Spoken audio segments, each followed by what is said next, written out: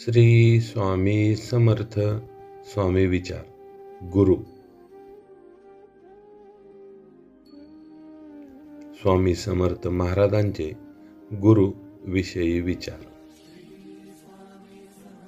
गुरु म्हणजे दिवा, अज्ञान रूपी अंधार दूर करून जीवनात प्रकाश दाखवणारा दिवा म्हणजे गुरु. ज्या व्यक्तीच्या आयुष्यात गुरु नाही त्या व्यक्तीचे आयुष्य अंधारमय असते, परंतु जो व्यक्ती गुरु करतो त्याच्या जीवनात अंधार दूर होऊन प्रकाश येतो.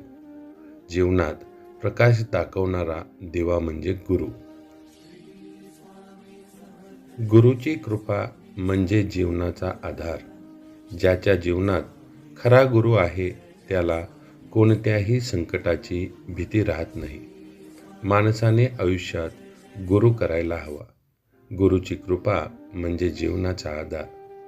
ज्या भक्ताच्या, ज्या व्यक्तीच्या जीवनात खरा गुरु आहे त्याला कोणत्याही संकटाची भीती राहत नाही. तो भक्त कशालाही घाबरत नाही. तो गुरुच्या पाठिंब्याने आपले जीवन जगत असतो. गुरु आहे म्हणल्यानंतर त्या भक्ताला कोणत्याही प्रकारची चिंता नसते. गुरु असल्यानंतर भक्त कोणत्याही संकटाला घाबरत नाही, आपले कर्म करत राहतो.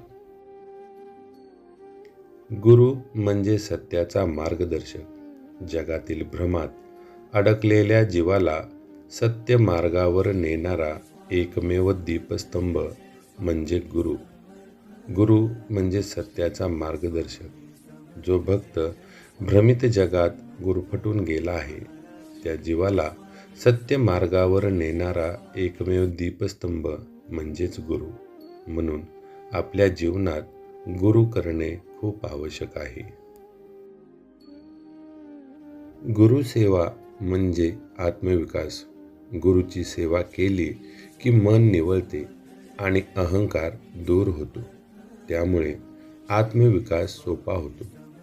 गुरुसेवा म्हणजेच आत्मविकास. गुरुची सेवा केली की मन निर्मळ होते, स्वच्छ होते, मनातील अहंकार निघून जातो. त्यामुळे आत्मविकास सोपा होतो. म्हणजेच गुरुची जो सेवा करतो त्या भक्ताचा विकास नक्की आहे. त्यामुळे गुरुसेवा करा, मन निर्मळ करा आणि स्वतःची प्रगती करून घ्या, स्वतःचा विकास करून घ्या, आत्मविकास करून घ्या. गुरु व भक्त यांचे नाते पवित्र. हे नाते व्यवहाराचे नसून आत्म्यापासून आत्म्यापर्यंतचे असते. गुरु व भक्त यांचे नाते अतिशय पवित्र असते. ते नाते व्यवहाराचे नसून आत्म्यापासून आत्म्यापर्यंतचे असते. गुरु म्हणजे शक्तीचे स्रोत. मन म्लान झाले, श्रद्धा ढळली तर गुरुकृपा पुन्हा उभारी देते. गुरु हे शक्तीचे स्रोत आहे. गुरु असेल तर आपणाला ऊर्जा मिळते. ज्यावेळी मन कंटाळते, मन थकते, श्रद्धा ढळते, त्यावेळी गुरुकृपा आपणाला पुन्हा उभारी देते. त्यामुळे गुरु म्हणजेच शक्ती. गुरुपासून आपणाला एक प्रकारची ऊर्जा मिळते. ती आपणाला पुन्हा भरारी घेण्यासाठी मदत करते.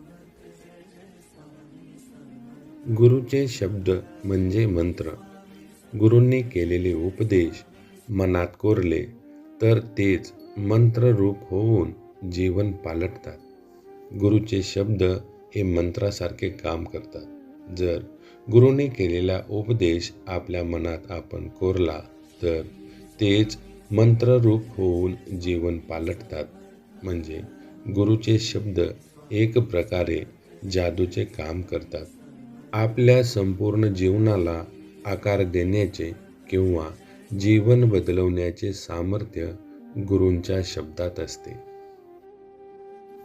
गुरुवर पूर्ण विश्वास हीच साधना. गुरुवर अढळ श्रद्धा ठेवली तर साधना सहज फळ देते.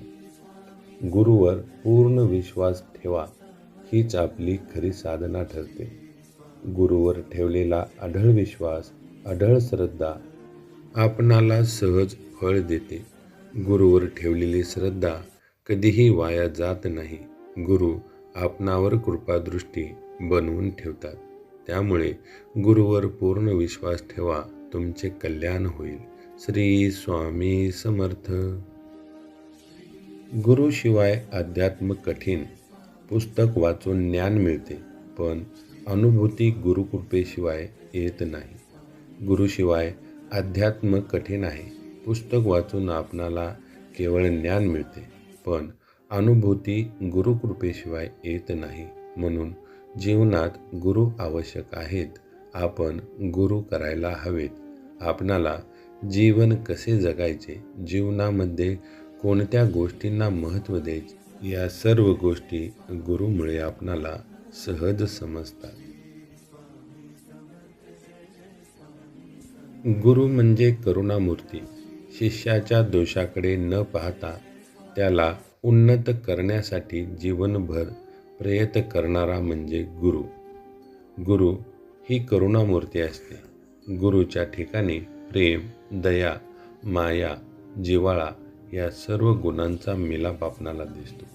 शिष्याच्या दोषाकडे न पाहता त्याची प्रगती करण्यासाठी गुरु सतत प्रयत्न करत असतात.